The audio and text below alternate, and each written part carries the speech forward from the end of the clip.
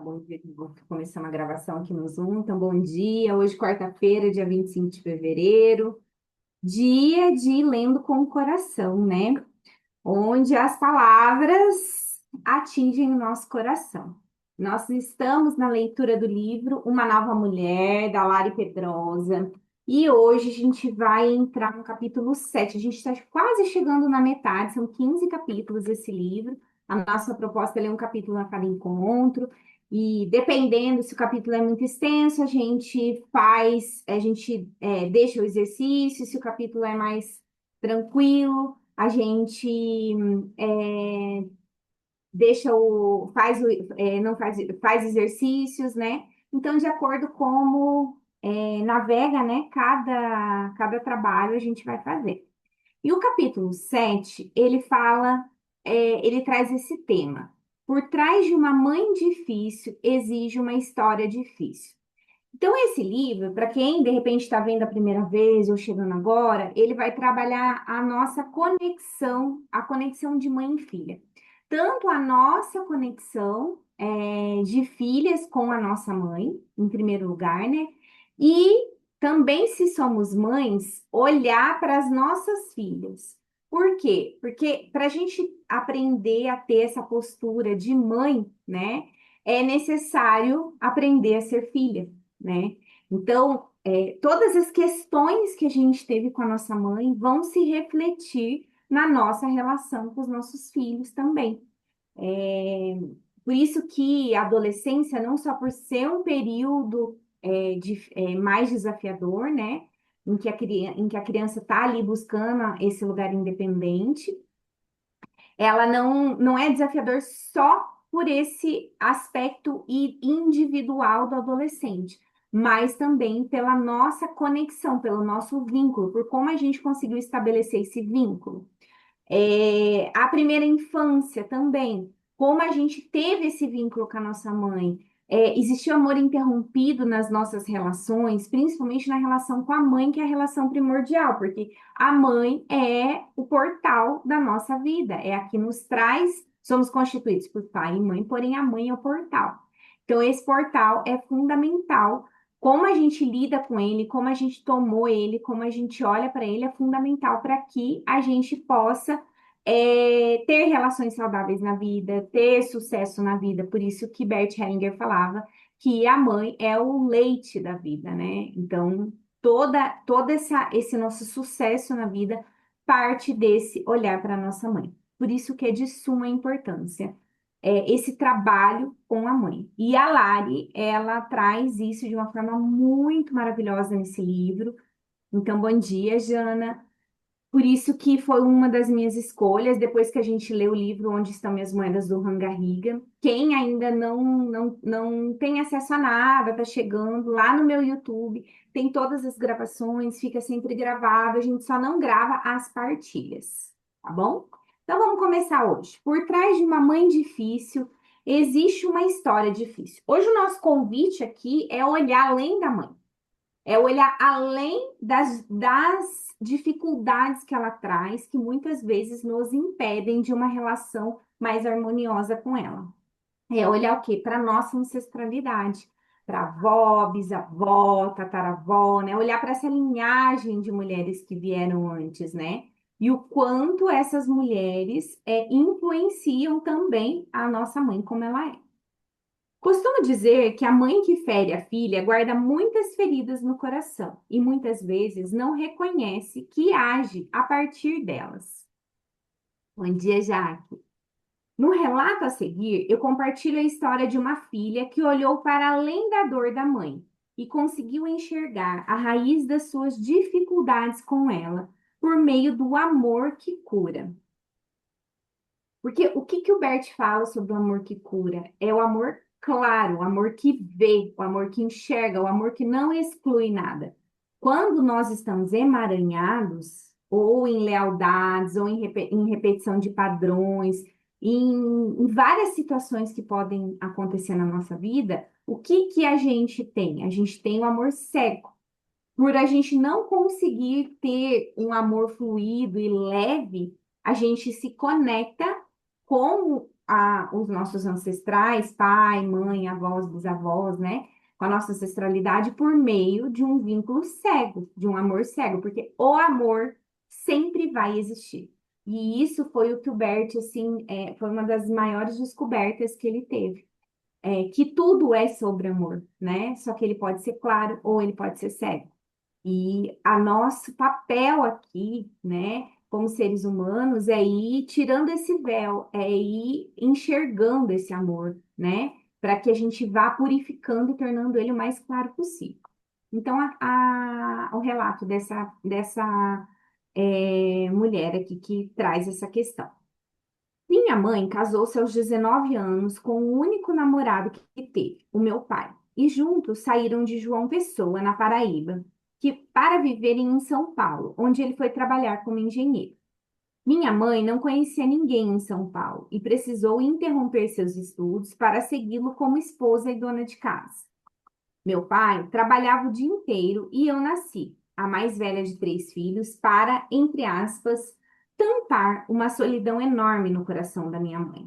Recebi o nome dela e sempre tivemos uma relação conflituosa, com muita culpa da minha parte por não ter a gratidão e a devoção que ela tinha pela própria mãe. Com a morte do meu pai, as coisas pioraram entre nós. Os anos se passaram, eu e minha mãe rompemos nossa relação e vivenciei vários abortos, sem entender os reais motivos que me levaram a cada um deles. Hoje, finalmente, consegui compreender que ela me queria como uma mãe. Ela sofreu muito por ter um pai violento e era extremamente apegada à mãe. Tive esse insight e percebi o quanto estávamos emaranhadas, pois mamãe viveu enfrentando o próprio pai para proteger as dores da mãe e, ao mesmo tempo, ocupou o lugar dela. Com o meu nascimento, preenchi essa necessidade que ela tinha de ser cuidada ao exigir de mim que eu fosse uma mãe para ela, que é o que ela era para a própria mãe, né? Posso estar equivocada na minha percepção, mas quando me dei conta de que nosso amor estava adoecido e de que minha mãe desejava de modo inconsciente que eu me sacrificasse para suprir o que lhe faltava, pude modificar a minha postura, desemaranhar nossos laços e permitir que aos poucos a nossa relação fosse reconstruída sobre um alicerce seguro. O amor que inclui, toma, ocupa o lugar certo na hierarquia e cura.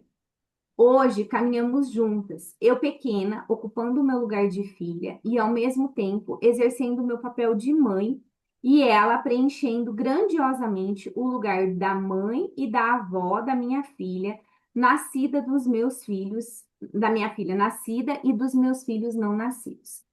Então, nesse relato, a gente vê bem a quebra da hierarquia, essa necessidade que algumas mães, pelo vácuo que elas têm dentro da própria história, têm de que os filhos preencham esse lugar, de que os filhos sejam mães dessas mães. Então, sempre existe uma cobrança, uma dívida. Isso causa muita culpa na filha, né?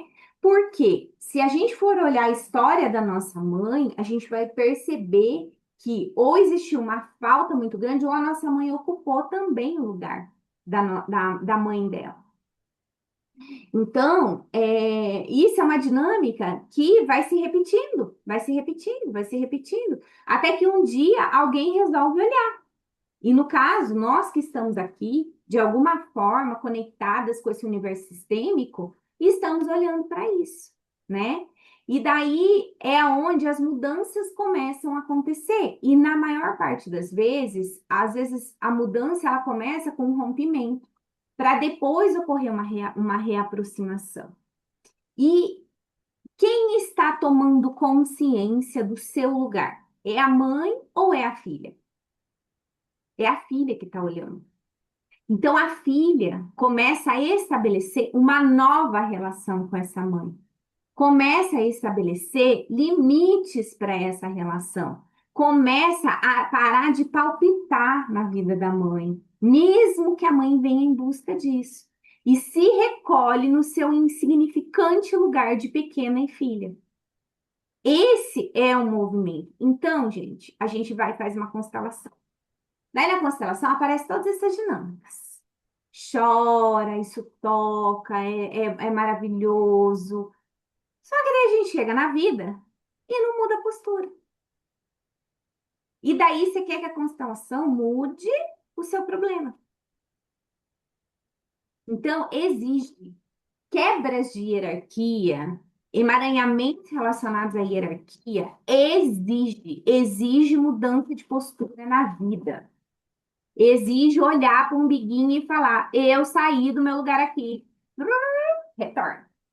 E daí a gente vai fazer o quê? Aprendendo, errando. Ah, hoje pesou. Eu percebi, eu saí do meu lugar. Vamos retornar. Volta aqui para o seu lugar. E de tanta gente ir olhando e se percebendo e se acompanhando, a gente consegue ir chegando, atingindo esse lugar, né?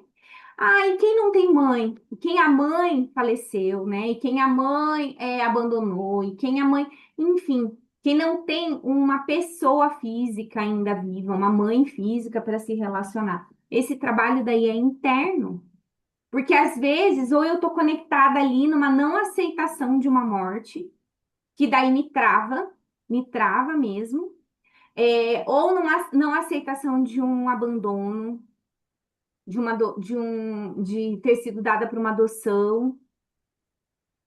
E às vezes isso está tão profundamente dentro de mim que eu nem consigo observar que eu não estou aceitada. Tamanha exclusão que essa mãe tem no meu coração. Ah, mas eu não sinto nada, mas eu também nem considero essa mãe, nem considero a minha raiz. E daí, exclusões que aqui interferem na lei do pertencimento vão ser muito profundas. É, por quê? Porque é a primeira lei que rege, onde todos precisam ter um lugar. Então, eu preciso dar um lugar primeiro, considerar essa existência, considerar a fonte da vida, considerar o que veio. Depois eu preciso entrar na minha hierarquia de filha. Então, são coisas que cada um, conforme a gente vai estudando aqui e entrando em contato com essas palavras, com esses relatos, com tudo isso, cada um tem que ir olhando para o seu umbiguinho, entende? E tipo, não, eu às vezes me comporto assim, eu às vezes me sinto assim. Aí existe uma mudança concreta na nossa vida, tá? Não adianta nada a gente saber todas as teorias, ler um monte de livro, fazer várias constelações e não conseguir fazer práticas diárias para fazer essas inclusões, para trabalhar esses desemaranhamentos que exigem esse processo, tá bom? Vamos continuar aqui. Quando concordamos com as nossas limitações e aceitamos as imperfeições da mãe, crescemos como mulher. Por quê? Porque a criança, ela vive no mundo, a menina, ela vive no mundo da idealização, vive? Sonhando com o príncipe encantado, com o castelo, vendo os finais felizes. A mãe, ela não, a menina, ela não está conectada com o mundo real, ela vive num mundo de fantasia. Então, quando ela exige, quando ela ainda busca, é, busca uma mãe diferente, quando ela ainda idealiza uma mãe diferente, quando ela ainda é inconsciente ali, assim, tipo, na fala não, mas ali dentro dela ainda ela se decepciona com a forma como a mãe lida com ela, porque ela, nossa, eu esperava que agora hoje eu ia encontrar ela e ela ia fazer diferente. Quem que está vivendo todo esse processo? É a mulher ou é a menina? É a menina, porque é a menina que idealiza, é aquela, você está presa lá naquela menina, com as dores da menina. Então, a gente precisa trabalhar essa menina e isso vai acontecer nos capítulos aqui na frente. Para quê? Para se despedir desse ideal, para poder olhar e aceitar o que é real, tomar o que é real tem força. não existe, por pior que seja, uma mãe que não tenha o que dar. Principalmente porque ela vai falar isso aqui nesse capítulo. Se você nasceu, é porque em algum momento ela quis. Uma rejeição de uma gestação completa, o feto não consegue evoluir. Por isso que a relação com a mãe é tão importante. Porque o pai, ele é importante na concepção, só que depois, durante todo o ventre onde a gente carrega, o desenvolvimento desse feto, ele vai depender da mãe. O nascimento desse feto, ele vai depender da mãe. E quando a criança nasce na primeira infância, o que que ela olha? Ela olha assim: quem é a minha dependência total? Minha mãe. Eu fazia parte do corpo da minha mãe. Eu e a minha mãe somos um. Então, não tem como a gente olhar a relação de mãe, filho e pai ali nesse nascimento de uma forma igualitária, porque ela está totalmente vinculada à mãe. O pai, ele começa a agir na vida da criança conforme o desenvolvimento dela e a autonomia dela para lidar com as questões do mundo chega. Agora, se essa mãe não dá esse acesso para o pai, ele vai ter lugar? Não, porque com quem que é o compromisso da criança? Quem que sustentou, quem que habitou no corpo, quem que arriscou a vida para nascer? A mãe. Por isso que a gente fala assim, nossa, tudo é sobre a mãe, né? Mas, na verdade, esse primeiro, para vir ao mundo, essa essencialidade que a mãe tem para ser um portal e trazer a criança, é indiscutível. Então, nós, como mulheres, também precisamos aceitar isso, entende?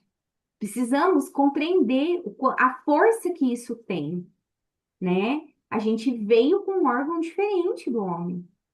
E a gente tem funções diferentes do homem. E quanto mais a gente aceita a nossa mãe, a gente aceita isso, a gente para com esse lugar de querer se igualar ao homem, a gente começa a entender o nosso lugar de mulher e crescer na nossa própria vida como mulher, que é o nosso lugar. Neste capítulo, vamos entender os reflexos da vida real da filha que busca ampliar o olhar para além das insuficiências da mãe e ver a dignidade de sua história com a própria mãe. Para isso, vamos começar afirmando que nenhuma filha é suficiente para a mãe. Olha essa afirmação que ela faz. Nenhuma filha é suficiente para a mãe. Ela se forma como mulher na mãe ao observá-la em suas relações, especialmente consigo mesma. Então, como que a gente se torna mulher? A gente se torna mulher na relação com a nossa mãe. Freud já falava isso lá no Complexo de Édipo, que a gente precisa dessa identificação com a mãe, para completar, para a mulher completar o processo. E principalmente em qual relação, em como a mãe se relaciona com ela mesma. Agora vamos cada um olhar para a nossa babãe. As histórias que a gente vê, as mulheres que vieram antes da gente, tanto a mãe quanto a avó, dificilmente receberam esse lugar, dificilmente tiveram esse espaço para olhar para si, para aprender a se amar de verdade, aprender a descansar, aprender a olhar para si. Qual que era o papel que elas desempenhavam? Cuidava e olhava a todos. E isso, ele é secundário a gente olhar para a gente. Fica muito mais leve olhar para todos depois que a gente olha para a gente. Então, nenhuma filha é suficiente para a mãe. Ela se forma como mulher na mãe ao observá-la em suas relações, especialmente consigo mesma. Esse movimento coloca a mãe numa profunda vulnerabilidade, pois o que falta ou excede nela aparece na filha. E isso é a maior verdade. Eu tenho uma filha adolescente e assim, eu percebi que quando a adolescência começou a emergir, e essa autonomia, né, que eles vão vindo e tudo mais, nossa, a filha, ela vai trazendo as nossas questões da nossa menina, da nossa adolescente. Por isso que nenhuma filha é suficiente para a mãe, porque a gente, dentro da maternidade, vai se deparar com essas nossas imperfeições que a gente está lutando a vida inteira para ser perfeita. E tem que, e precisa começar a se apaziguar com isso, para começar a ter uma relação melhor consigo mesmo, para poder conseguir transmitir isso para a própria filha também. Então, é um desafio bem grande, assim, é um desafio bem grande, e é, ao mesmo tempo, uma oportunidade para que a gente possa olhar para si. E quem não tem filhos, olha para essa relação com a mãe. E daí é onde a gente começa a olhar também muitos vácuos que a gente foi tendo na nossa vida. Por exemplo, quem perdeu a mãe. Às vezes, dependendo do estágio que essa mãe foi embora. Quem ocupou esse lugar, né? Porque a gente tem a mãe biológica, que muitas vezes exerce a função materna, e a gente tem a mãe biológica que deu a vida e que não vai exercer essa função. E essa função a gente vai precisar ter de outras mulheres. E daí a importância da gente ter com quem nos identificar também. E se eu não tive isso, né, lá nesse meu desenvolvimento, muitas vezes isso vai acontecendo o quê? No decorrer da minha vida, onde eu me identifico com um cantor, com uma cantora, onde eu me identifico com uma professora, e eu vou tomando esse feminino através desses lugares. É um pouco mais desafiador? Por quê? Porque existe a falta que isso teve, né? Mas quando eu consigo tomar das outras, né? Quando eu consigo aceitar e concordar com a falta que a minha mãe fez e com o destino que é dela, com o meu destino dentro dessa relação. Por isso que o que que é importante? A gente lidar com o que é real. Porque quando a gente lida com o que é real, com aquilo, faltou, fez falta, doeu, mas eu me abro para poder tomar isso em outros lugares. E a universo, a consciência divina, ela é maravilhosa, por quê? Porque ela vai trazer pessoas assim para a gente. O que mais identifico como a dor da filha em relação à mãe é o sentimento de insuficiência, por não conseguir ver a mudança dela. Muitas vezes a filha se esforça para ajudar a mãe a ser mais feliz e realizada, aceitando pagar um alto preço. Porém, quando se depara com os débitos da mãe e percebe que todos os esforços foram em vão, sente o prejuízo na própria vida. No relato a seguir, é possível ver a dor de uma filha que está convivendo com um destino difícil da mãe. Quem aqui já não quis pagar terapia para a mãe, já não quis fazer as coisas para a mãe, já não quis, enfim, de alguma forma tentar aliviar a vida da mãe e a mãe não conseguiu tomar isso, porque é invertido. Como eu faço esse movimento de uma forma forte e saudável? Quando eu faço para minha vida. Quando eu tomo a minha vida, quando eu tomo o meu destino, quando eu paro de querer salvar a minha mãe no que ela ainda não dá conta de ver e simplesmente aceito que é isso. Paro de ter dó, paro de ter pena e vejo inclusive a força que ela tem para estar presa nesse lugar e lidar com esse assunto. E quando eu vou falando isso para vocês, vocês vão pensando nesse assunto que vocês ficam querendo mudar com a mãe de vocês, tá? E daí depois a gente vai olhar no final para ele. O relato aqui. Estou num momento de profundo sofrimento e percebo quanto está difícil sair dele. Ano passado, tentei tirar a minha vida por 2 vezes, simplesmente por não aguentar o peso da realidade. Porém, em minha busca espiritual e emocional, conheci a expressão tomar a vida imediatamente, descobri que tenho uma vida e decidi não mais acabar com ela.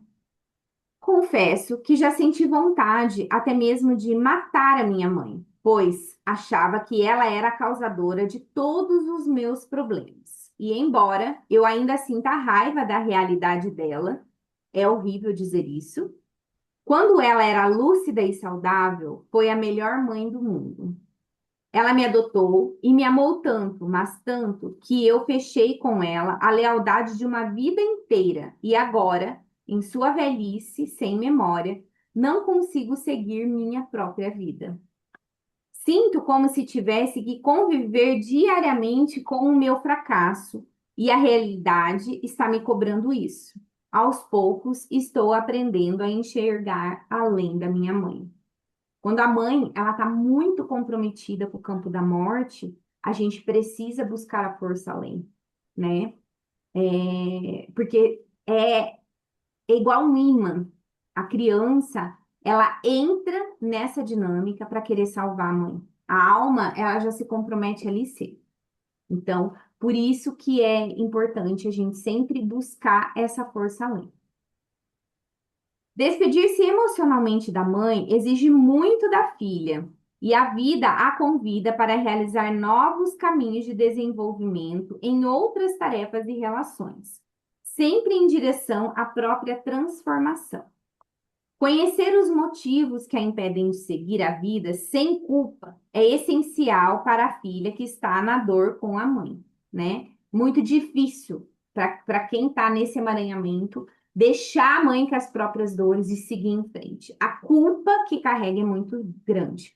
Por isso que a gente fala, sustenta a culpa, sustenta a angústia, mas para você sustentar, você precisa saber o que você está sustentando e por que você está sustentando. Senão, você não dá conta, você volta atrás. O pertencimento, a necessidade de pertencer, ela é maior que a nossa necessidade de sobreviver. Ela é maior do que a nossa necessidade de ter vida plena. Ela é maior do que a nossa necessidade de ter sucesso. Pelo pertencimento, eu comprometo a minha vida.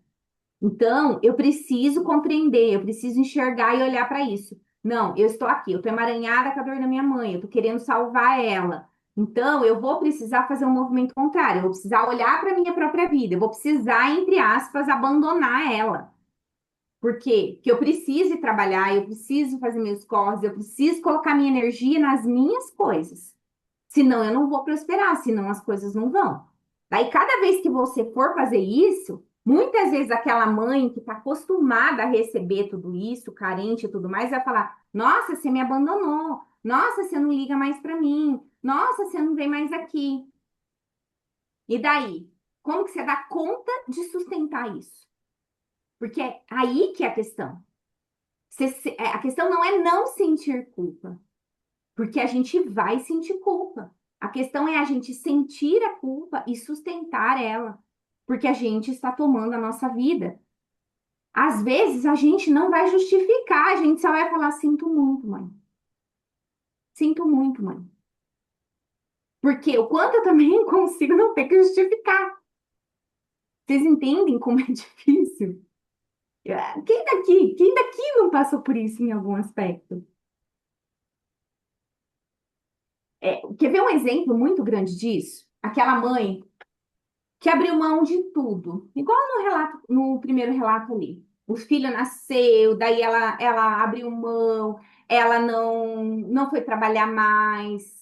Daí, de repente, ela foi trabalhar quando o filho só foi para a escola com 7 anos de idade, né? Então, assim, ela viveu toda uma vida para servir o filho, a criança. Eu não estou falando que isso não é saudável, a mãe poder estar disponível, principalmente na primeira infância, é muito saudável. Desde que ela saiba bem o lugar dela de mãe, né? E não, exatamente, Cassandra. Desde que ela saiba bem o lugar dela de mãe. E não tome a criança como a fonte de nutrição dela. Quem nutre é a mãe, não é o filho que nutre a mãe. Mas é isso que a gente vê que acontece. E daí o que que acontece? Da criança cresce, né? Principalmente os filhos únicos, é muito desafiador. A criança cresce. Criança cresce, o que que a criança vai querer fazer? Viver a vida dela. Chega na adolescência, ela quer conhecer o mundo, ela quer conhecer os amigos, ela quer sair. Daí depois ela vai querer sair de casa, ela vai querer tomar a própria vida. Às vezes ela quer ir para um outro país. Como é que essa mãe lida com essa falta? Ela cobra. Nossa, mas você não aparece mais. Você não liga mais. Ou às vezes, aquela mãe assim, que liga, você não atende, ela liga de novo, daí você não atende, ela liga pro teu companheiro, ela liga pro. Às vezes, ela sai ligando para todo mundo, porque você não atende ela. Você tem que estar disponível para ela o tempo todo. A melhor mãe é a mãe desnecessária. E o que que acontece? Para a gente ser desnecessária, a gente tem que estar resolvida com a gente. Então, a mãe desnecessária é aquela que cria o filho para ele viver a própria vida. E ela deixa a porta aberta. Porque a hora que esse filho precisar, porque quando que o filho vai procurar a mãe? Quando ele tá lá, de bem, viajando com a companheira dele, curtindo? Claro que não, né, gente? Ele vai querer procurar a mãe quando? Quando acontece alguma coisa difícil na vida dele. Ele quer o colo da mãe. E daí essa mãe consegue abrir a porta, amparar, sustentar esse filho na dificuldade dele, sem cobrar, sem falar, mas você foi passear lá com a sua mulher e você só me procura quando você não tá bem.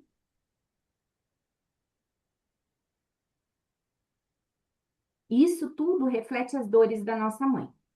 Então, quem tem mães assim, qual é o trabalho? Olhar e ter compaixão. Não é entrar numa discussão, é aprender a pôr os limites para tomar a própria vida. Se é uma mãe que depende, que precisa de alguns cuidados, fazer o que está ao seu alcance sem abandonar a sua vida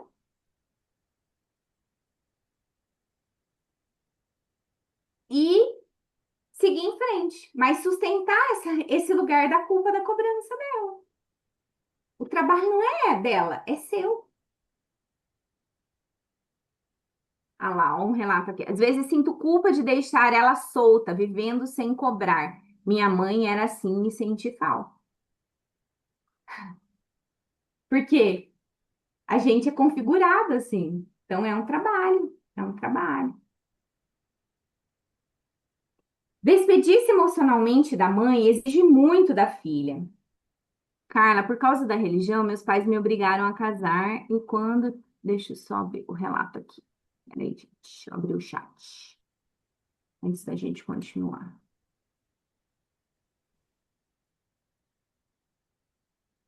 Por causa da religião, meus pais me obrigaram a casar e quando tive uma dificuldade, ela falou para uma conhecida. Está passando problemas. Não mandei casar. Ela obrigou a casar e depois ela falou para uma conhecida que não mandou casar. É isso? Sim, Carla, bom dia. Por Bom causa da dia. religião cristã, Aham, a gente tinha que obedecer pai e mãe cegamente, né, há 32 anos atrás. Então, eu aham. marcar a data, teve que casar em 6 meses. E aí, quando eu tive a primeira dificuldade, que eu fui na casa dos meus pais para conversar, não teve aquele apoio que a gente espera de. A gente tem a ilusão, né, de que vai ter esse apoio. A E ilusão. aí depois, uma vizinha veio falar comigo assim, sua mãe falou que você tá com problema. Ela falou comigo assim que, tá vendo, não mandei casar, sendo que foi marcada a data do casamento. E a conversa foi, primeiro, ela contou pra vizinha o problema que eu tava passando, e depois ela falou, eu não mandei casar. Então, assim, foi bem difícil lidar com essas duas coisas, viu? Imagino, imagino. E daí, o problema de casal diz respeito a quem? Ao casal. Quem que fica pedindo opinião de mãe? A É que mulher ou a menina? a menina, a menina. Assim, não estou aqui questionando a questão da religião, porque era onde eu Não? estava, tá? Aquela Aham. questão do honrar pai e mãe acima de tudo, mas de uma forma, é muito cego, sabe, Carla? Vai passar o caminhão do Sei, ovo eu aqui. É sei. muito cego. A gente honrava de uma forma muito cega, Sim. tá? Lá no meu caso foi assim. E daí a gente vai aprendendo, né? Só que no momento, quando a gente não tem maturidade, não tem conhecimento, né, Jana, a gente faz o quê? A gente sente, a gente cobra. Bem provável que você cobrou dela um apoio, ou cobrou dela, nossa, você me obrigou. E agora, na verdade, a gente sabe que ninguém obriga. Ninguém obriga.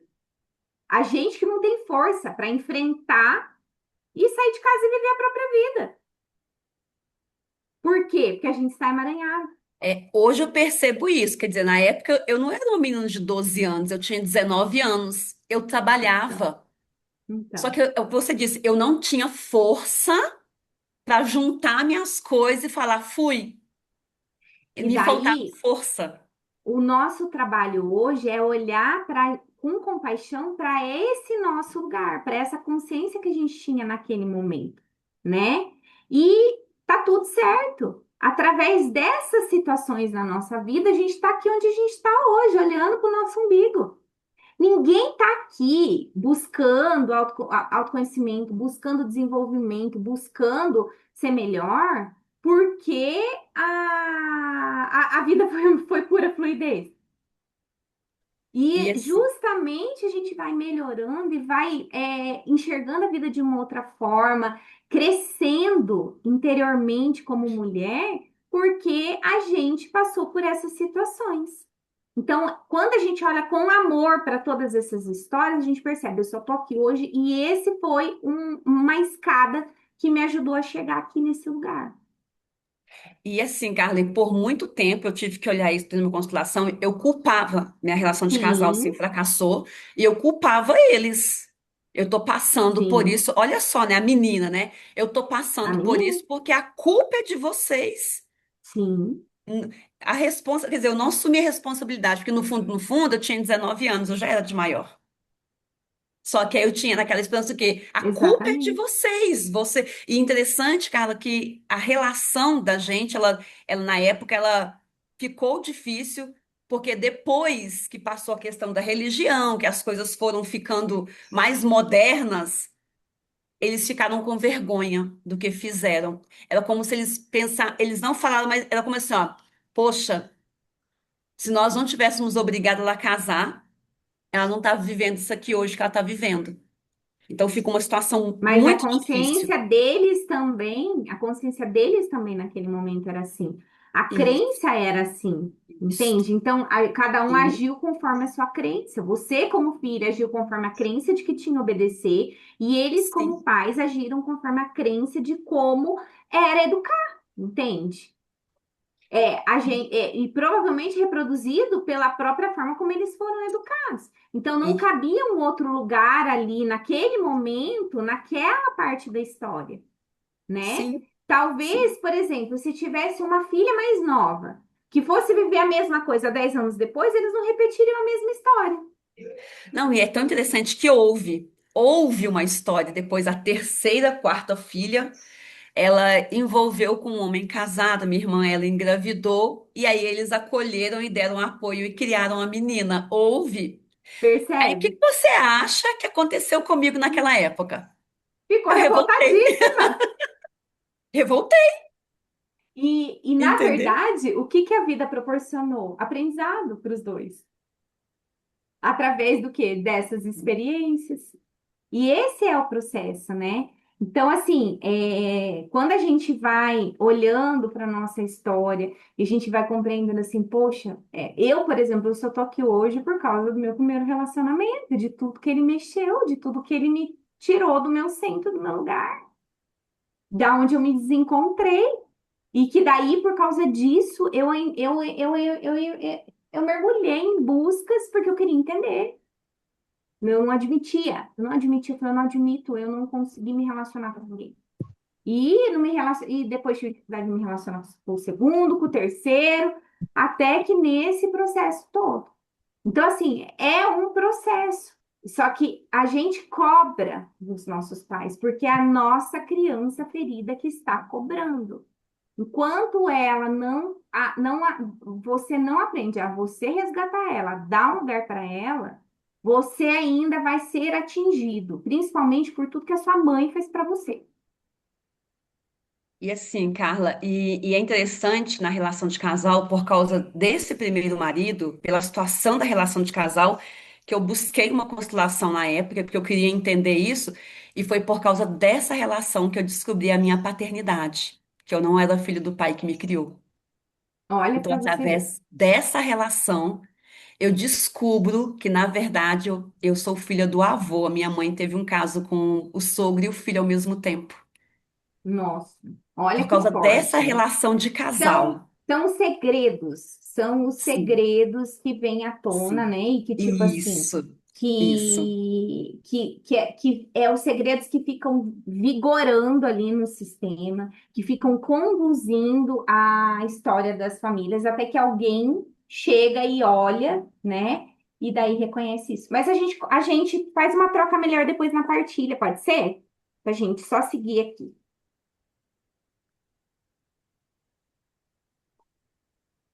Depois, daí no final, a gente abre para uma troca, tá, gente? Mas obrigada aí pelo que você trouxe, porque tem tudo a ver com isso que a gente está falando aqui. A mãe é o começo de toda a filha, mas é importante que a filha saiba continuar independentemente da sua vivência dolorosa com a mãe. É fundamental também saber aceitar tanto sua história quanto seu destino, agradecendo-a por todo o esforço posto na escolha de dar e manter a vida, apesar dos desafios que existam nessa relação. Vou usar o teu exemplo mesmo que você trouxe aqui. Para uma mãe que, por exemplo, teve um filho de uma relação extraconjugal e, ou seja, precisou esconder isso, deixar isso ali e mesmo assim foi dando. Então, assim, claro que vai ter muitos sentimentos difíceis nessa relação, né? Depois a gente troca uma ideia no final. De maneira geral, uma mãe dura demais guarda as marcas de não ter sido uma filha desejada. Nem sempre ela foi recebida pelo sonho da maternidade, mas em muitos casos pelo desejo da mãe de ter um homem ou por representar um erro, seja por não desejar ter filhos ou por representar um peso, por ela não desejar engravidar naquela fase da vida. Quando a filha reconhece que a mãe não tem amor próprio, ela não se sente autorizada para ser uma mulher reconhecida. Isso aqui é muito importante, gente. Uma das grandes feridas nossa do feminino é a nossa baixa autoestima, é a nossa dificuldade de amor próprio. Quando eu falo isso, o que que acompanha a autoestima? A dificuldade de autoestima, a culpa, tá? Então, onde tem culpa, tem baixa autoestima.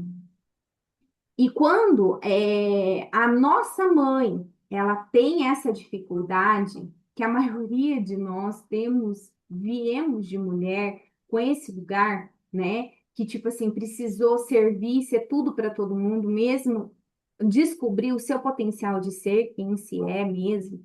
O que que acontece? A gente internamente, inconscientemente, não se sente autorizada para ser uma mulher reconhecida.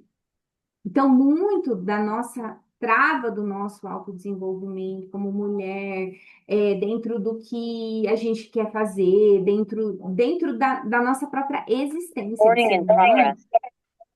está relacionada com isso. Peraí que eu vou fechar. Está relacionada com isso, está relacionada com a autoestima. Isso, e a nossa autoestima está relacionada com a relação com a nossa mãe. Então, quando a gente desenvolve muita culpa em relação à mãe, pode olhar, porque vai ter questões de autoestima ali. E a autoestima é uma coisa assim que eu tinha dificuldade de olhar, porque assim, eu não tinha uma questão externamente de dificuldade de aceitação comigo. Então eu achava assim, a gente olha para a autoestima como um lugar externo, né? Ah, se eu não me acho bonita, se eu tenho muito conflito com o meu corpo e coisa e tal. Não era essa a minha questão, mas a questão ela é muitas vezes mais profunda. É nessa autorização, é nessa permissão da gente ser quem a gente é, da gente falar um não, da gente poder se expressar. E a grande parte de nós tem uma dificuldade aí, e tem a ver, né, com essa relação. Olhar para uma mãe solitária que não se valoriza, sem força de vontade, daí vocês vão olhando para a mãe de vocês, essas características. Uma mãe solitária que não se valoriza, não tem força de vontade, desacreditada, mal-humorada, que deixa de lado ela mesma, não impede a filha de brilhar no palco da vida. Ou seja, não é porque a minha mãe foi isso que eu preciso ser isso, né? Mas, como continuidade da sua história, experimenta apagões, ânsias por aplausos e, em algumas situações, necessidade de fechar as cortinas até que tenha um verdadeiro motivo para abri-las novamente. Quando a gente vem de mães assim, por mais que a gente comece a brilhar, em determinados momentos, muitas vezes a gente entra nesse transe familiar. A gente pode sim ser, ser tomada por isso. Então a gente precisa estar muito atenta, né? O quanto eu me retiro porque eu estou precisando, ou eu me retiro porque eu estou precisando pertencer aqui, à minha mãe, que não consegue seguir em frente, que não consegue brilhar. Perceba que em algumas situações a filha sente que não foi desejada pela mãe, o que revela um profundo vazio na alma por não representar o seu amor. Porque o que que o filho quer ser? Ele se reconhece como fazendo parte da mãe, né? Ele não quer dividir a mãe com ninguém. Esse é o primeiro amor infantil, é assim, de quando o neném nasce. Então, se ele não foi desejado, ele vai ter esse vazio mesmo. Ela tem o coração esmagado pela dor do abandono e percorre relações que reforçam essa solidão. E daí o que que vai acontecer? Vamos nos relacionar com pessoas, amigos, é, trabalho, relacionamentos afetivos que vão trazer essa dor à tona. Para quê? Para que eu possa olhar e eu possa retornar lá e ressignificar esse momento.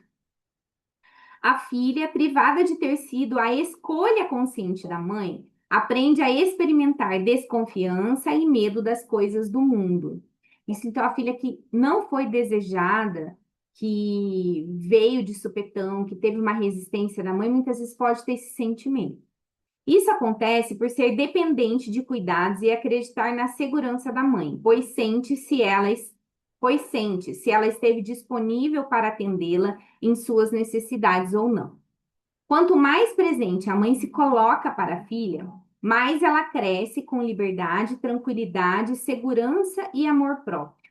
Olha como é forte isso, né, gente? Ainda assim, o que fazer com a realidade de não ter sido uma filha desejada? Isso que eu amo na Larissa. Ela traz as situações ideais, né? E depois ela traz a gente para a realidade, né? Apesar das consequências, todo o nascimento de uma filha expressa o desejo inconsciente da mãe, pois sem ele, nem a alma e nem o corpo conseguiriam fazer a vida seguir adiante sem se abrir para ela. Ou seja, ninguém está no mundo se a mãe, em algum momento da nossa gestação, não nos desejou. Nem a mãe que deu a criança. E isso, a Organização Mundial da Saúde, ela traz um relato, eu não sei se tinha um artigo lá, tudo que ela traz sobre isso. Quando eu fiz o curso de Renascimento, né, que a gente olha muito por esse período gestacional no curso, né, o professor falava, ele trazia esse texto sobre a criança. Mas, nenhuma criança chega ao mundo se não for em algum momento desejada pela mãe. O corpo da mãe expulsa se ela não conseguir sentir uma fagulha de amor durante a gestação. Por mais rígida que seja, por mais que ela não deseje, por mais que ela veja que não tem condição de criar.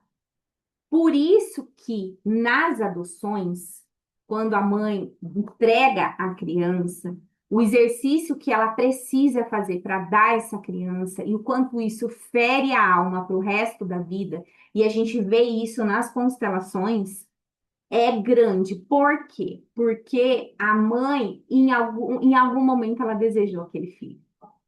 Ela sentiu a fagulha do amor. Então, Só que, na maior parte das vezes, ela não vai ter condições de lidar com o crescimento, o desenvolvimento e a sobrevivência dessa criança. Então, é bem complexo isso, por isso que a gente tem que, se a gente é fruto de uma adoção, a gente precisa olhar com isso, com respeito, amor, precisa transformar isso dentro da gente, né? Inclusive para tomar esse lugar que a gente veio. É um trabalho interno também. Apesar do peso de cada realidade, amar a mãe não é uma escolha pessoal, é um sentimento intrínseco que garantiu a sobrevivência. Então, mesmo nós, na barriga da mãe, é, amamos ela, para também conseguir sobreviver ali dentro. Esse sentimento já foi desenvolvido. A mãe vê a filha como a própria mãe a vê. Há um ponto cego relevante para o caminho que leva à cura da mulher, pois nem sempre é fácil concordar com a personalidade da mãe sem exigir que seu ponto de vista como filha seja respeitado, e ao mesmo tempo assumir que, como mãe, reproduz o olhar dela. Toda mulher aprende a ser mãe com a própria mãe. E daí eu convido todo mundo aqui que é filha, né? E as que são mães, olhar dentro das suas atitudes. Se nunca, e nenhuma vezinha você fez como a sua mãe. E muitas vezes a gente faz bem naquilo que a gente julgava e criticava. E daí depois a gente se vê fazendo igual. Em algum aspecto a gente sempre faz, que é o que a gente aprendeu. E por mais que seja difícil perceber isso na prática, né? Porque a gente quer negar, né? O que fica registrado emocionalmente da mãe para a filha é o que será oferecido nas outras relações. Então, isso não só na relação com a filha, mas muitas vezes nas nossas outras relações, com os amigos, com os amigos, com o parceiro. Então, assim, a gente traz esse formato com que a gente foi educada, com que a gente foi, como a gente recebeu esse amor, a gente leva para as outras relações. Não é simples concordar com essa dinâmica oculta, e o grande desafio é saber encontrar o equilíbrio emocional e se relacionar bem consigo mesmo. Sempre parte da gente, né? Muitas mulheres na função filha não sabem como se relacionar bem com a mãe, e na função mãe não sabem como se relacionar bem com a filha. Isso é incrível, como vai passando de geração para geração. E daí, onde está o maior segredo para a gente ter bons relacionamentos com os filhos? Resgatando o nosso relacionamento com a mãe. Se a gente tem dificuldade de vinculação com o nosso filho, a gente precisa olhar para a nossa relação com a nossa mãe. E às vezes a gente precisa olhar para a nossa relação até mais anterior, das mães com as mães, da mãe com a avó, da avó com a bisavó, da bisavó com a tataravó. Por quê? Porque pode ser um rompimento de vínculo transgeracional aí. Amor interrompido é um trauma que marca as células. O Mark Woolley, nesse livro aqui, ó, Não Começou com Você, ele traz um estudo sobre isso.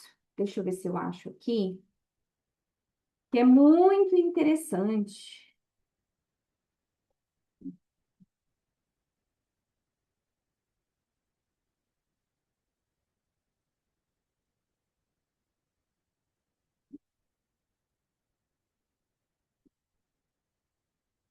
Ele traz aqui, ó, no capítulo 3, A Mente Familiar, ele fala assim, ó, se uma mãe carrega um trauma hereditário e experimentou uma ruptura no vínculo materno, que dentro da constelação a gente chama isso de amor interrompido, isso pode afetar o elo terno que está se formando com o seu filho, o qual tem maior probabilidade de ser quebrado. O impacto de uma ruptura precoce nesse vínculo, uma estada prolongada num hospital, férias importunas, uma separação de longo prazo, pode ser devastador para a criança. A familiaridade profunda e incorporada do olfato, visão, tato, audição e paladar da mãe, tudo que a criança conhece e de que depende, desaparece subitamente. Então, o amor interrompido, ele tira todos os cinco sentidos da criança, que é com a forma que ela percebe a mãe. E se a separação às vezes se prolonga muito, a reação da criança é desesperança, sabe? Então, o que que acontece? A criança sente assim uma sensação de abandono muito grande. E daí ele fala sobre essa relação, por exemplo, às vezes eu não tive com a minha mãe, mas a minha mãe teve com a avó dela. E o quanto isso impacta as gerações. Por isso que é considerado um trauma transgeracional. Ele dá o exemplo dele aqui. Durante a infância, conheci esse sentimento de desistência proveniente da minha família. O que minha mãe não recebeu da minha avó afetou aquilo que foi capaz de dar a mim e aos meus irmãos. Bom dia, Lu. Aqui, deixa eu ver, acho que é aqui que ele fala da herança de amor. Não é apenas o fato de minha mãe ter sido criada por uma órfã que não pôde lhe dar os cuidados que nunca recebeu da própria mãe, ela também herdou o trauma visceral da separação materna que Ida sofreu em sua idade precoce, a mãe dela. Embora minha avó estivesse fisicamente presente em sua vida, ela foi incapaz de expressar a profundidade de sentimento que apoiaria o desenvolvimento da filha. Essa conexão emocional perdida também se tornou parte da herança da minha mãe. Então, o que que se observa? Quando nas gerações anteriores houve um processo de amor interrompido profundo, essa mãe que sofreu isso, ela perde habilidades para transmitir amor para os filhos. Habilidades que são de sentidos mesmo de conseguir passar isso. Então, às vezes, a criança, nós não tivemos um processo que foi originado da mãe ficar ausente de um amor interrompido, mas tivemos uma mãe que herdou isso, né? E continua passando por isso. Então, quando a gente trabalha o amor interrompido na constelação, o que que a gente trabalha? A gente trabalha essa reaproximação do filho com a mãe. E quem que vai? É a mãe que vai até o filho resgatar isso? Não, gente, é o filho que vai até a mãe. O filho é que toma a vida. O amor interrompido acontece muitas vezes não é porque a mãe não estava disponível, mas é porque o filho entendeu que a mãe não estava disponível por alguma situação vivida. Então, quem toma a mãe é o filho. Quem faz esse movimento é o filho. E isso a gente pode fazer através de uma meditação, através do campo, através de vários tipos de exercício onde a gente pode chegar nisso. Ele traz aqui também. é, Ó, ele fala aqui, ó, as rupturas precoces no vínculo entre mãe e filho podem se originar muito antes da concepção. Os efeitos permanecem em nosso inconsciente e em nosso corpo como memórias somáticas que são desencadeadas por acontecimentos que evocam rejeição e abandono. Então, às vezes, não foi com a gente, às vezes isso está lá atrás. E independente, por isso que a gente precisa olhar além da nossa mãe, olhar para o que aconteceu antes. Quando isso acontece, ficamos totalmente desincronizados de nós mesmos. Os pensamentos podem se tornar avassaladores e é possível que nos sintamos sobrecarregados, até mesmo aterrorizados pelas sensações que inundam o nosso corpo. Como o trauma existe há muito tempo, é comum que permaneça oculto diante da consciência. Quanto mais esse trauma existe nas gerações anteriores, mais isso traz sensações profundas. A primeira constelação que eu fiz foi exatamente esse movimento que apareceu. Uma desconexão da minha tataravó com a minha tetravó. Acho que foi isso. Eu sempre confundo se foi com a bisavó, com a tataravó ou da tataravó. Ou seja, era um vínculo ali. E daí não houve reconciliação. Ficou claro um amor interrompido. E isso afetou todas as gerações depois. Então, a gente vem daí de mulheres fortes que têm dificuldade de demonstrar amor afetivo, entende? Que muitas vezes estão ali numa demonstração, mas tentam mostrar isso de uma outra forma, mas não trazem muitas vezes o toque, o afeto, a segurança para a criança, a autorregulação que a criança precisa. E isso fica interrompido.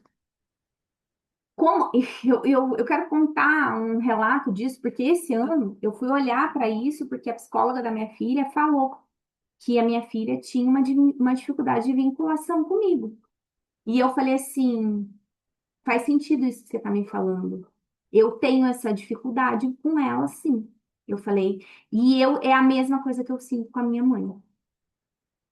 E daí eu comecei a eu mergulhar nesse universo da minha mãe para poder resgatar um processo com a minha filha.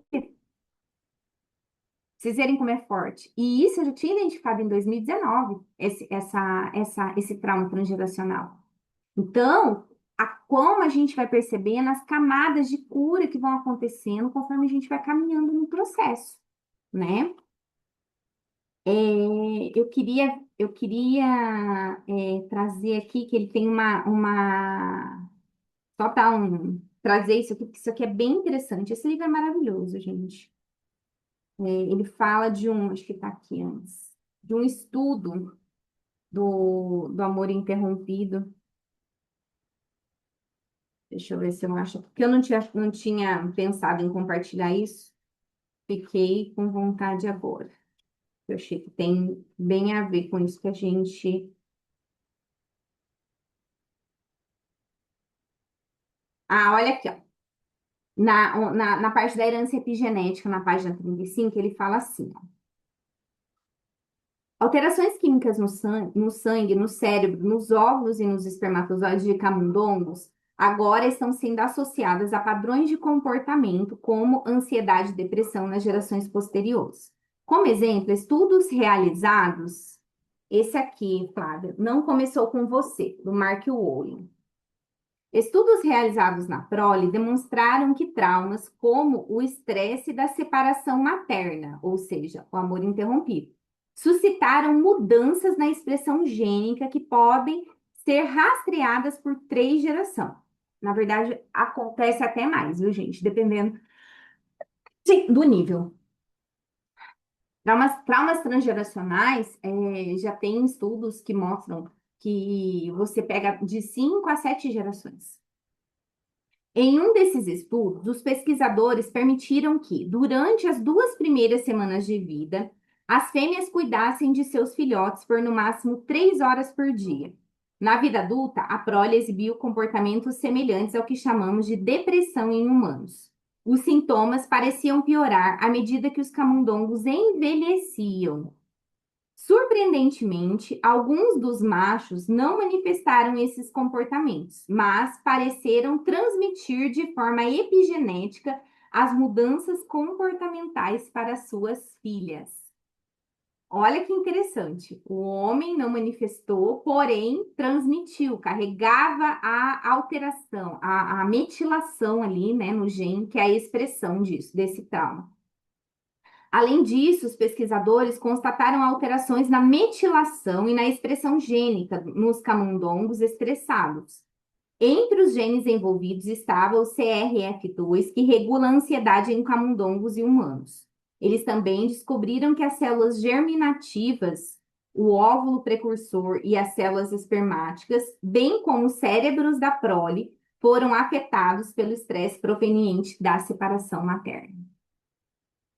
E daí aqui ele traz vários estudos, assim, sabe? Explicando, assim. Então, assim, é celular, é somático mesmo. E a gente pode herdar isso sem ter vivido o processo. É bem, bem interessante. Vamos continuar aqui. Muitas mulheres na função filha não sabem como se relacionar bem com a mãe e na função mãe não sabem se relacionar bem com a filha. Elas duvidam da própria capacidade e valor de suas funções, alegando que o comportamento cheio de ordens da mãe as tornaram desencorajadas para construir uma boa vida. Porém, é exatamente esse perfil de filha, de mãe controladora, autoritária, inflexível, julgadora e crítica que precisa amadurecer e dar o famoso basta. Basta.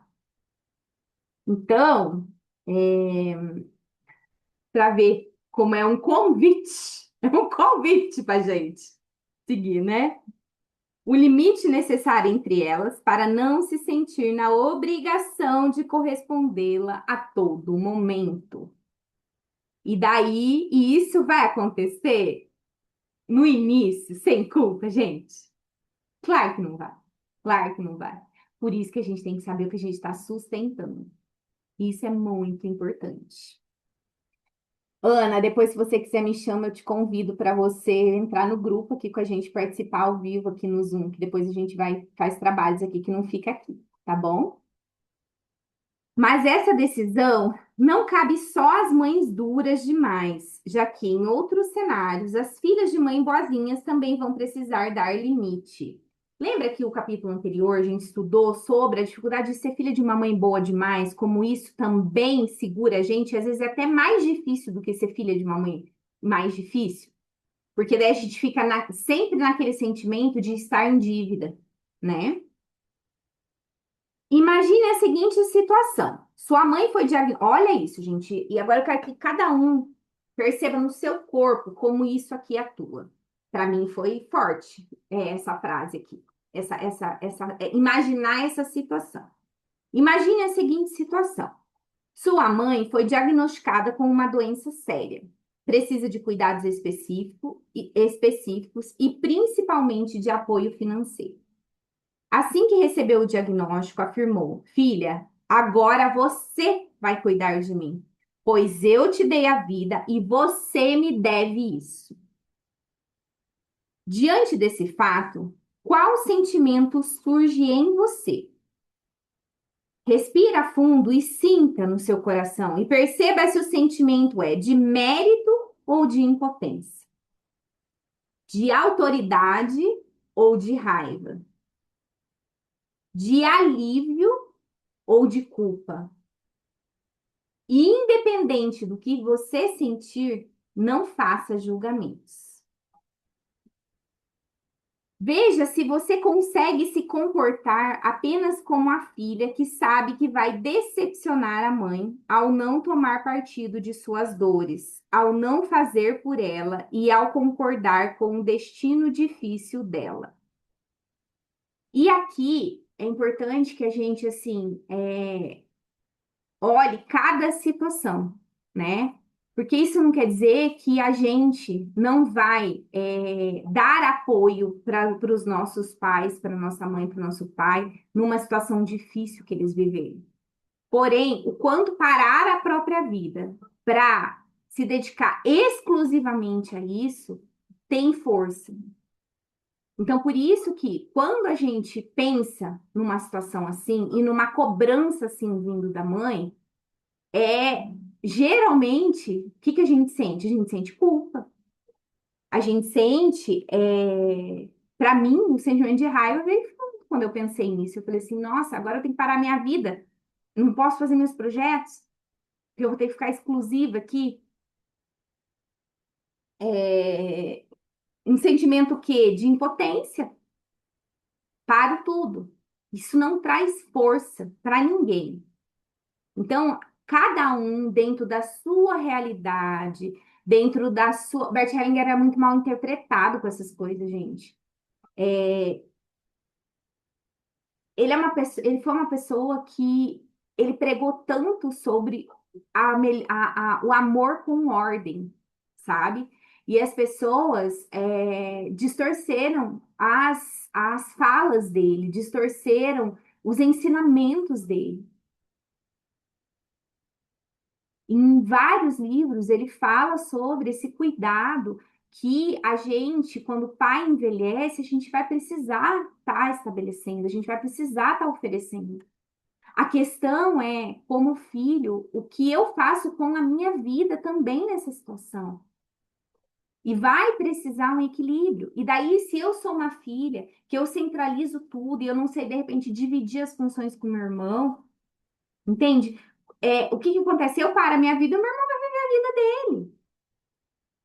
Então, como ou às vezes eu não tenho condições de acolher o meu pai, se eu sou a única filha, de acolher o meu pai com os cuidados que ele precisa ali dentro da minha casa. Eu vou precisar colocar num asilo, eu vou precisar colocar numa casa de repouso.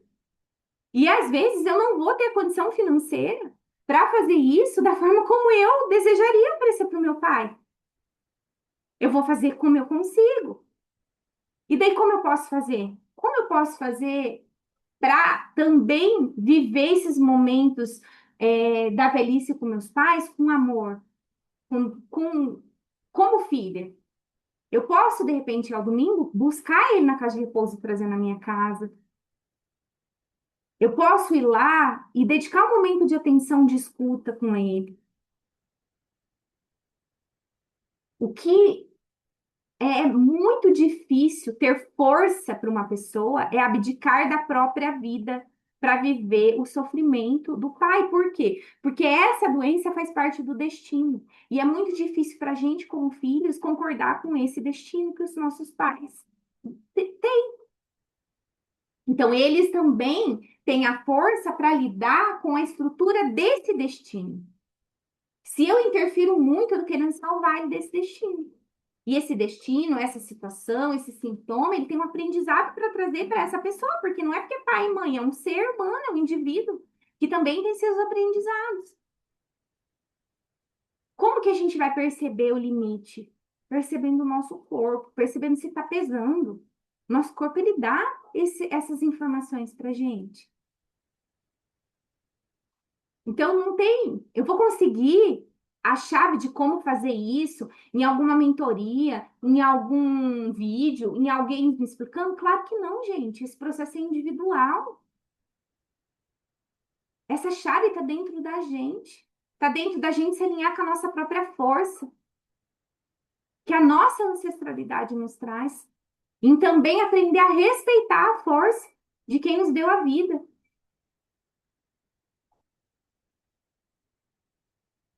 Então, fica uma reflexão para todas nós desse lugar. É sempre um tema muito indigesto para a gente conversar, para a gente falar. E assim, é sempre um tema muitas vezes mal compreendido. Então, que cada um possa, dentro dessas perguntas que ela trouxe aqui, sentir e perceber dentro do seu corpo como fazer isso, se essa situação surgir da melhor forma, né? Independente do que a minha mãe cobre. E aí que tá o segredo, porque muitas vezes você não está lidando com uma mãe mulher, com uma mãe adulta, você está lidando com uma mãe menina. Quem tem a consciência é você, não é a sua mãe. A gente nunca pode esquecer disso, porque se a gente sabe disso, a gente consegue se sustentar no nosso lugar.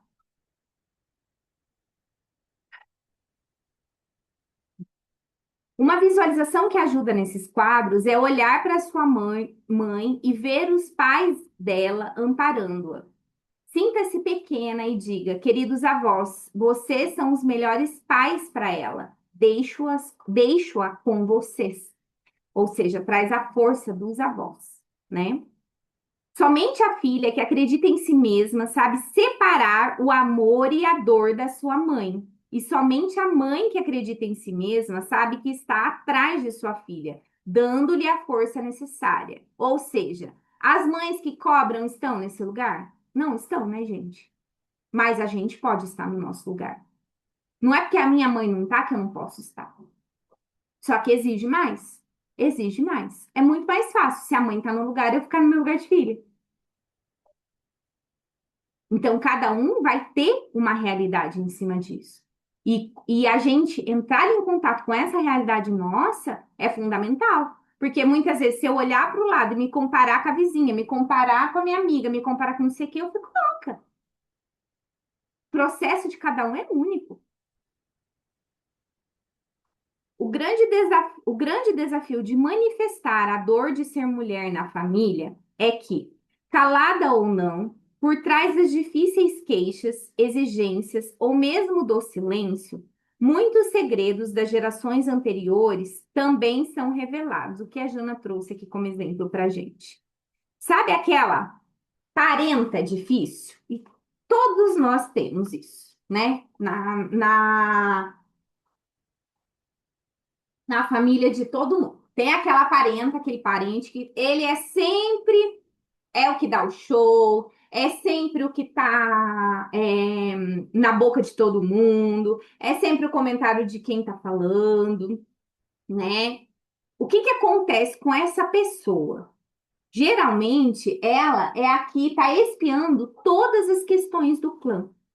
Então, ela muitas vezes vai ter dificuldade de progredir na vida, ela vai ter dificuldade de se relacionar, ela vai ter a dificuldade de. Por quê? Porque ela traz tudo que está ali exposto no clã que as pessoas não resolveram, essa pessoa ela é magnética, ela puxa. Só que as pessoas no sistema não olham para essa pessoa muitas vezes com amor e entendendo o que ela está querendo trazer. Olham o quê? Com julgamento.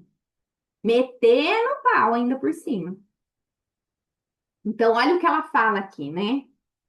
Eu vou retomar, que essa parte é muito importante, gente. O grande desafio de manifestar a dor de ser mulher na família é que, calada ou não, por trás das difíceis queixas, exigências ou mesmo do silêncio, muitos segredos das gerações anteriores também são revelados. Sabe aquela parenta difícil, tomada de rebeldia, vítima de seus fracassos, que faz tudo de forma contrária aos valores familiares e que bagunça a própria vida e, ao mesmo tempo, a vida de todo mundo? Porque ela traz faíscas para todos que estão em volta. Pois bem, ela é uma filha ferida e coloca para fora as dores das mulheres que não foram vistas no sistema e que foram traídas, abusadas, abandonadas, trocadas, mortas e tantas outras coisas, mas que não receberam um bom lugar no coração da família. Então é aquela pessoa assim que parece que tudo acontece com ela. Ela tem um monte de problema de saúde, ela casa e descasa, os relacionamentos não vão para frente. Ela sofreu abuso quando criança. Ela é, ela é raivosa. Ela é militante. Ela fica querendo arrumar a vida de todo mundo. Ela fica querendo se matar para chamar atenção também. Geralmente, essa pessoa, ela tá puxando toda a história de dor do clã. Então, ela pega, por exemplo, a história de uma ancestral que foi abusada. Ela puxa. Ela pega a história de uma ancestral que olhava para a morte e queria se matar. Ela puxa. Ela pega a história de uma mulher que foi traída. Ela puxa. Ela pega a história de outra mulher que não olhava para os homens, não reconhecia os homens. Ela puxa. E daí ela faz essa bagunça na família. Por quê? Porque alguém precisa começar a olhar para isso. Só que se essa pessoa não vai para um processo de autodesenvolvimento e olhar para tudo isso, ela não consegue identificar o quanto ela está sendo emaranhada. Isso acontece muito também, gente, com surtos psicóticos dentro de um sistema. Uma pessoa, ela olha para tudo e ela puxa, e daí ela não dá conta, ela surta. E ela está fazendo o quê? Ela está sendo um presente para aquele sistema, porque ela está, ao mesmo tempo que ela está fazendo isso, ela está aliviando para as outras pessoas do sistema. Ela está colocando a vida dela totalmente a serviço desse clã. Só que o que que acontece? Na maior parte das vezes, isso tem fundamento? Isso ajuda? Não, isso afunda. Porque ela fica querendo salvar, querendo olhar para todas essas pessoas sem saber que é isso. Quando isso vai ter força? Quando ela conseguir olhar e falar assim, nossa, a minha avó foi isso, a minha. Então, assim, olhar e honrar, sair desse lugar de militar, sair desse lugar de brigar com todo mundo. É uma ovelha, a gente fala ovelha negra, mas a ovelha negra sem consciência, ela muitas vezes, ela não atinge o lugar que ela pode ir. Porque uma pessoa assim, ela tem habilidade para ser muito, para ser aquela exponencial do clã. Só que enquanto ela tá ali emaranhada, com todos esses segredos, sem olhar para os lugares que precisa olhar, sem incluir as pessoas que precisa incluir, o que que ela faz? Ela fica junto com todo mundo ali. Ela não consegue dar esse passo, ela não consegue ir para esse lugar. Porque atrás de destinos difíceis estão grandes forças. Bert Hellinger ele sempre repetia isso. Uma pessoa que teve um destino difícil, uma vida difícil, ela tem uma força muito grande na alma. O emaranhamento traz força pra gente. Ele fala isso. Só que quando que ele traz força? Quando a gente é capaz de olhar para isso. Eu vou terminar aqui, vou ler um texto que ele fala, na fonte não precisa perguntar pelo caminho, sobre emaranhamento, para vocês compreenderem o quanto isso é forte. Eu sei que eu também tenho uma assim no meu sistema.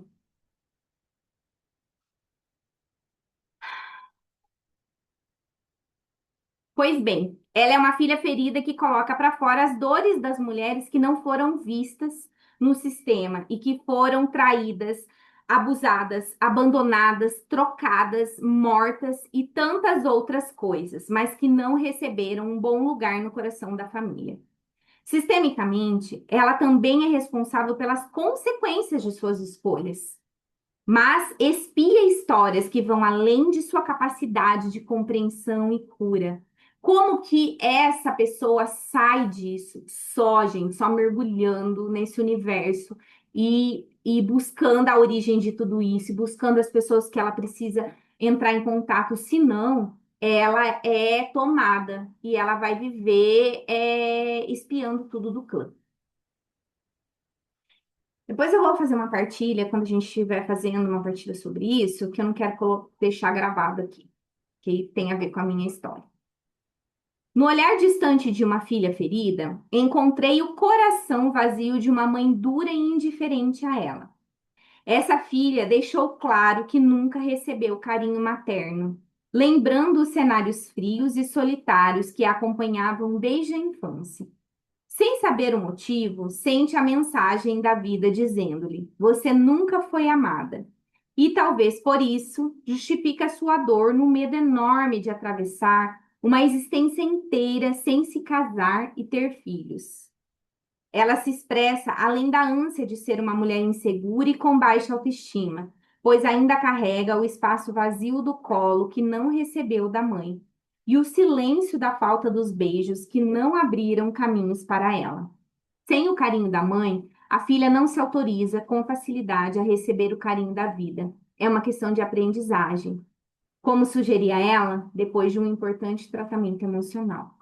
Então, ela finaliza, né, com a repetição dessa frase aqui. Somente a filha que acredita em si mesma sabe separar o amor e a dor de sua mãe. E somente a mãe que acredita em si mesma sabe que está atrás de sua filha, dando-lhe a força necessária. Então, esse foi o capítulo de hoje. Eu vou pegar aqui.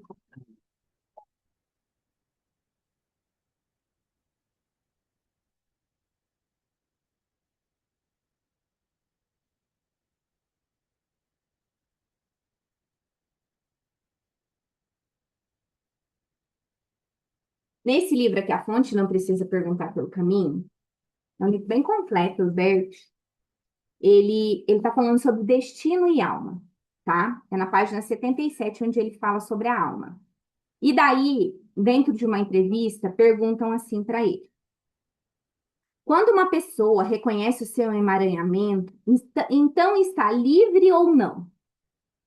Isso mexeu muito comigo essa pergunta, porque a gente sempre fica nesse lugar de querer uma cura completa, né? Então, quando a gente entra em contato com o sistêmico, a gente fica ali, nossa, agora eu vou identificar meu emaranhamento, agora eu vou ficar curada, agora isso, agora aquilo, né? E o quanto a gente também tem uma idealização dos nossos processos de cura, como se fosse algo que a gente tivesse que chegar, como se tivesse uma linha de chegada.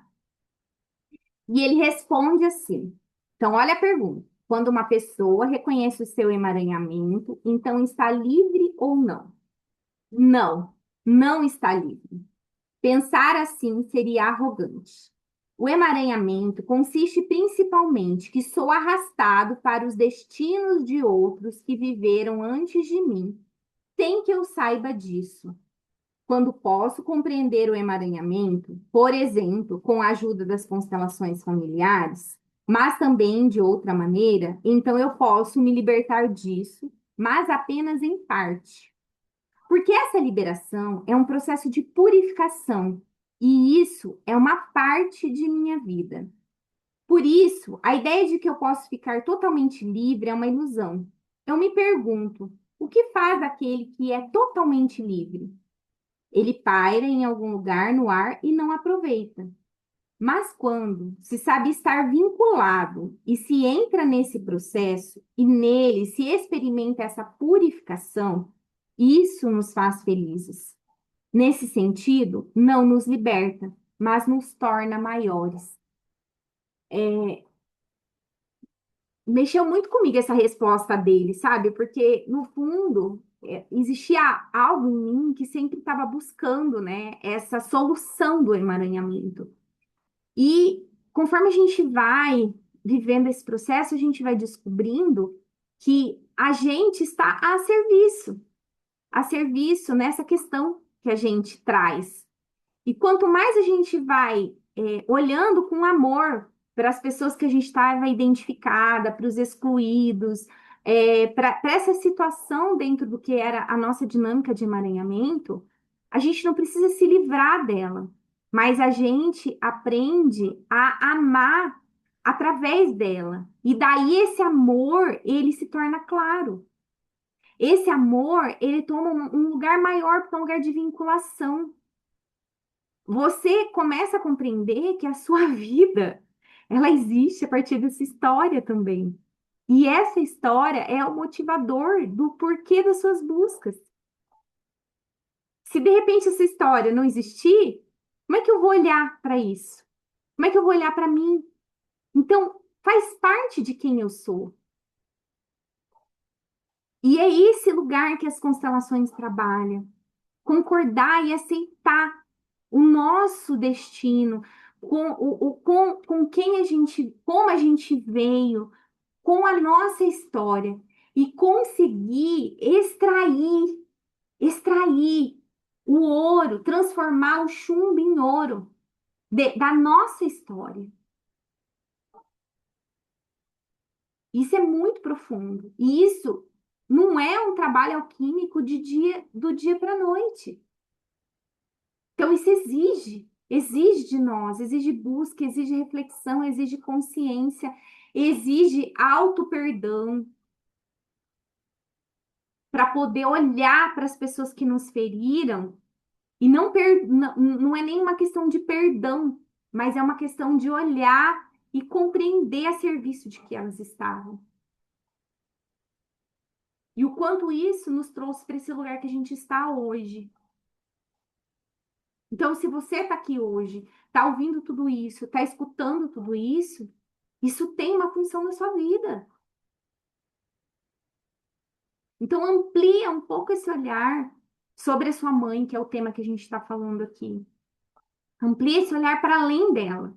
Para algumas pessoas aqui, a mãe foi muito difícil. Para outras pessoas aqui, estão em simbiose com ela ainda. Por quê? Porque foi uma mãe muito boa, uma mãe que eu não consigo me desconectar dela. Para outras, foi uma mãe que faltou e eu tô ligada com ela onde? Querendo acompanhar ela na morte. Em qualquer situação dessas, qual é o nosso trabalho? Honrar na vida, honrar na prosperidade, honrar nas grandes coisas. E para algumas mães, elas vão olhar para isso e vão achar maravilhoso, e outras não vão conseguir ver.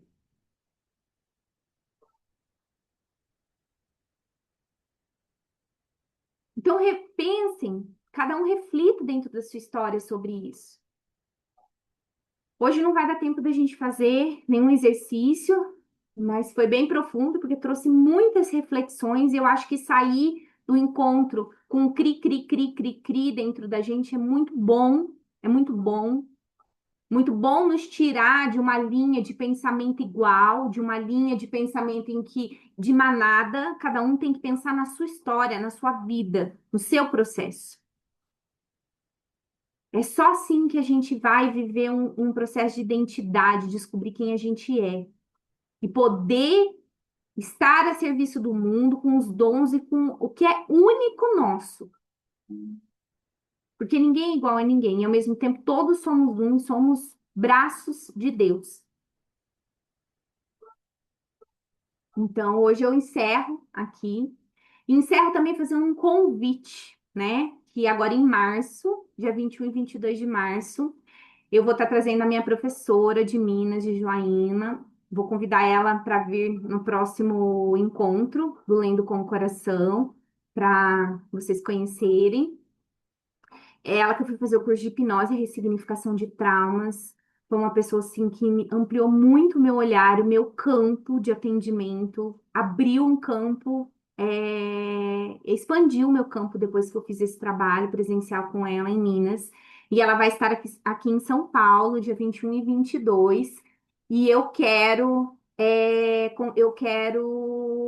eu vou convidar vocês para participar de um trabalho que a gente vai fazer juntas aqui sobre a obesidade, né? É um trabalho onde a gente vai olhar para as raízes profundas da dificuldade de emagrecer. Eu ela tá aqui no Instagram, eu vou entrar ao vivo com ela aqui. Vamos ver se ela consegue entrar. Acho que não deu certo. Mas a gente vai estar fazendo uma live semana que vem. Ah lá, Lu, entrou. Deixa eu virar aqui para as meninas te verem. Semana que vem você vem aqui na sala do Zoom com a gente. Então, hoje a gente está finalizando o nosso capítulo aqui que a gente está falando sobre a mãe, né? E o quanto a mãe ela tem relação com esse lugar nosso de emagrecimento, com essas questões, né? Então, então, a Lu, ela tem um trabalho com terapeutas de psicossomática da obesidade. E eu convidei ela, né, pra gente. Isso aí, Aline, já garantiu mesmo. A primeira inscrita. E eu convidei ela para vir fazer um. Ela vai estar em São Paulo para a gente fazer uma vivência. Então, ela vai trazer toda essa parte teórica, adaptada também para o público geral e para quem é terapeuta, para quem trabalha com questões de emagrecimento, né, Lu? E, e vamos também fazer trabalhos sistêmicos, exercícios, dinâmicas e trabalho de ressignificação, gente, que o trabalho dela é maravilhoso. Vai ser um presente que eu estou trazendo. Vai ser presencial esse, Jana. Mas se você quiser vir, me chama aqui depois, a gente vê, eu vejo, ajudo vocês a ver um lugar para ficar, entendeu? Fiquem tranquilas, pode me chamar que eu dou toda a assessoria para quem quiser vir de fora, porque vale a pena, porque ela mora lá no norte de Minas, viu? Então, semana que vem, Lu, você já está convidada para abrir o um encontro com a gente e trazer. Olha, a Jana mora em Minas. Semana que vem, não, daqui 15 dias, Lu. Semana que vem, gente, vocês já estão convidados. A gente vai fazer uma live na terça-feira, dia 3 de março, com o tema Você tem fome de quê? Fala um pouquinho do que a gente vai falar nessa live, Lu. Vamos falar sempre a fome física e a fome emocional, porque não é nítido a diferença entre fome física e emocional. E muitas vezes a pessoa tem a fome emocional e aí começa esse sobrepeso, né? Porque não sabe identificar. Porque a fome emocional ela tem que ser tratada de uma outra forma, diferente da fome. A fome física a gente trata com comida, saciando. Mas a fome emocional não. A gente trata com a mesmos sentimentos que tem causado o fome. E vocês vão entender isso na próxima terça-feira. Então, esse vai ser um presente, hein? Uma aulinha gratuita da Lupa, gente. Espero vocês. Vai ser dia 3 de março, às 19 horas. Hoje eu já vou postar sobre a live. E espero vocês no nosso encontro aqui, onde a gente já vai começar a aquecer esse campo para quem olhar para o emagrecimento mais profundo. tá bom? Obrigada, Lu. Foi um presente você ter entrado aqui com a gente, viu? Beijão. Obrigada, gente. Vou encerrar a live aqui e vou continuar com o pessoal aqui no Zoom.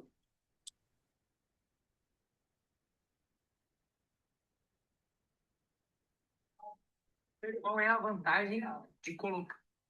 Então, semana que vem temos live. Nós vamos falar sobre essa fome emocional, né?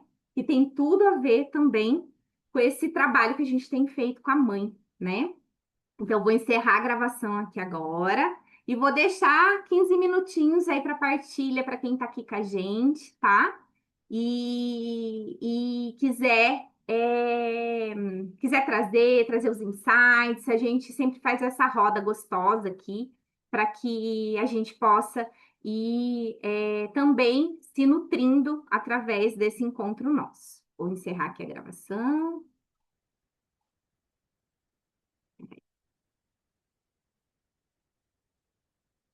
Oi,